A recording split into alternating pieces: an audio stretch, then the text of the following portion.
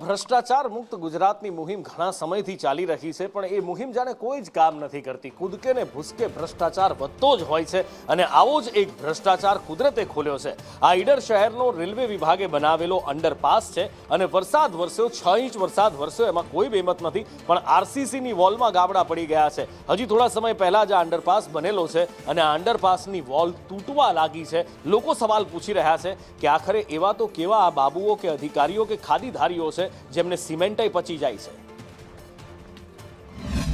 2 કલાકના ગાળાની અંદર 6 થી 8 થી 9 ઇંચ વરસાદ પડી ગયો અને એના કારણે જે અચાનક પાણી આવ્યું.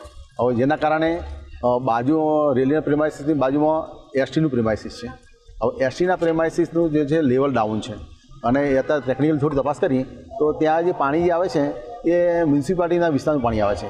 સ્ટ્રક્ચરને કોઈ એવું કોઈ નુકસાન નથી થયું. અત્યારે જે ક્રેક જે દેખાય છે ને એ એકચ્યુઅલી ક્રેક જે છે એ એક્સપાન્શન જોઈન્ટ છે. એટલે અમુક મીટરે જે છે ને એ કોન્ક્રીટની અંદર પોતાની ક્રેક ના આવે ને એટલા માટે એક્સપાન્શન જોઈન્ટ આપવામાં આવે છે.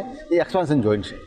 કેવું સરસ સમજાવે છે ને આ સાહેબ. આગળ જતા મોટા નેતા બનશે એવું લાગે છે, નહીં? વાત ગળે ઉતરી. ખેર, આવી ટોપીઓ બધા બહુ ફેરવતા અત્યાર સુધીમાં આપણે જોયા છે. આપણે વરસાદની વાત કરતા હતા, ભ્રષ્ટાચારની વાત